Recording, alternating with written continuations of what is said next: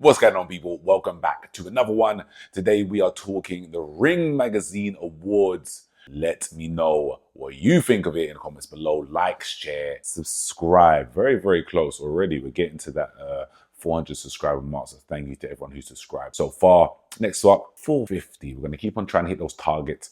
I'm trying to get there by the end of the month, which means I will be more consistent. But let's get into today's video. So, Ring Magazine Awards were last night, and they were really good, man. Seeing some of the pictures and some of the videos coming out from them, I think it just cements even more the importance of Saudi's involvement in boxing right now. Turki Al-Sheikh has done a fantastic job to kind of try to raise the profile of boxing, and this just raised it to another level. There were kind of some strange or kind of like awkward-ish moments in there, which I want to talk about today. And there were some very revealing, very good revealing moments, and some very rightful and deserving awards won. And I know these awards do happen, they've been happening for a little while, but they've never got this type of publicity. To be fair, I've never actually even seen an awards ceremony, so I don't even know if there is a ceremony, because I've never seen pictures or videos, especially it being streamed like this, and it looked like a fantastic location. So it shows the Saudi involvement in boxing is more than just, oh, we're going to put some money in and we're going to sports watch and that. All this nonsense that I'm hearing from people.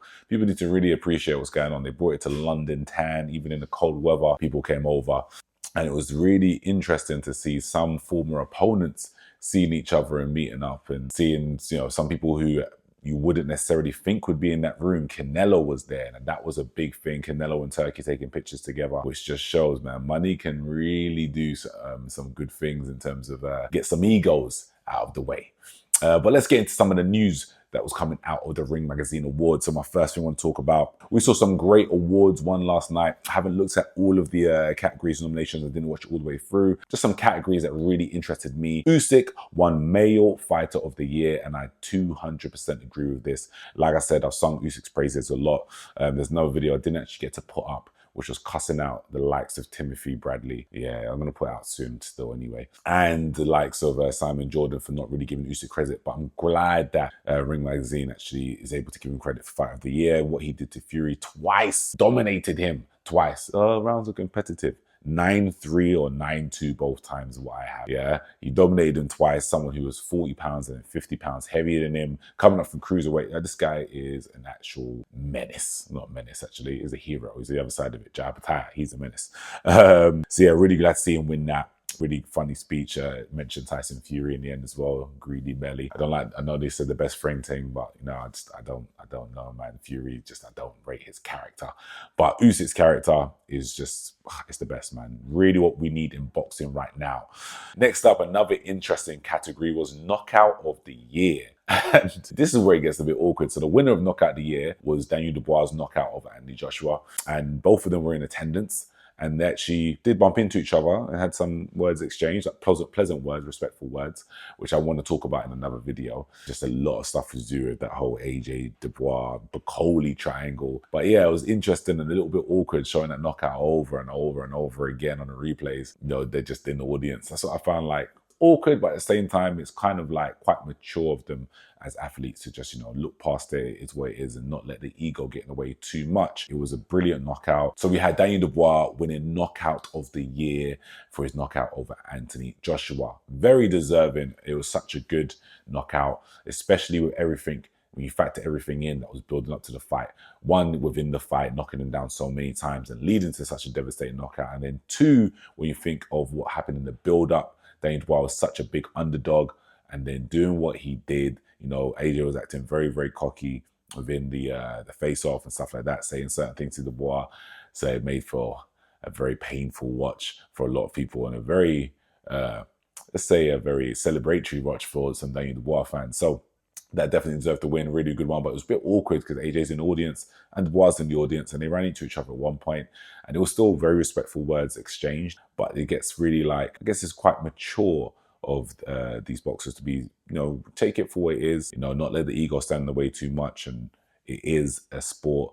It's not a game, but it is a sport, and they are athletes, and wins happens and losses happen. So they showed that replay a few times. So I did find that awkward, but again, quite mature of a lot of boxers in there. Then another last category that I think has really stood out to me was Round of the Year, Usyk Fury round 9. That was a really, really good round. Really good round. It was quite unexpected from a lot of people. Like a lot of people thought Usyk saw no chance of even coming near to stopping Fury, and that's the worst we've seen Fury hurt. Don't let anyone tell you any different. Yes, he's been knocked down 17 million times in his career, but he's never looked that hurt, ever. So he just kind of also giving Fury credit, salute to his powers of recovery to be that hurt and to come back the next round, still be on your feet to end the fight. Another interesting thing that came out of it, Turkey at the Shake is talking about some of the fights he wants to make, that rhymed.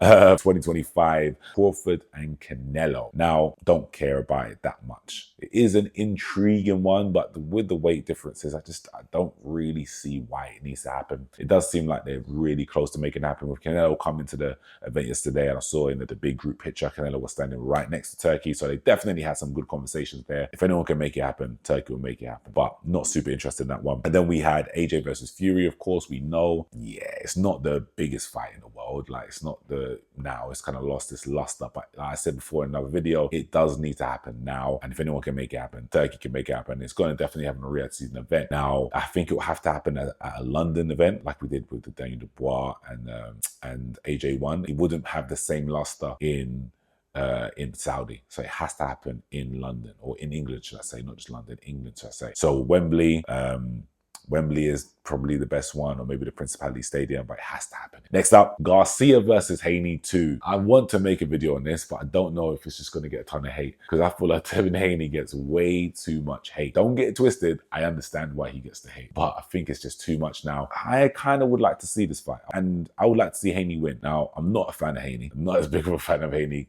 for his recent antics and just what he's done at ring, but I'm less of a fan of Ryan. I used to be a fan of Ryan before the Haney fight, but I don't like his antics. I don't like what he did before the fight. Definitely hate what he's done after the fight. I don't even really think he should be in boxing. You know, all of the drug stuff and Western weight, one thing, but all of the stuff that he's done and said after, that's nothing to do with boxing. I'm just like, this is kind of a terrible human being, or maybe he just needs help one way or the other, but he shouldn't be in boxing until he gets that help properly, and not just this foolishness he does for social media. I don't think it's like a must-see in my eyes for 2025. I would like to see Devin win, just for the fact of, I feel like he needs that.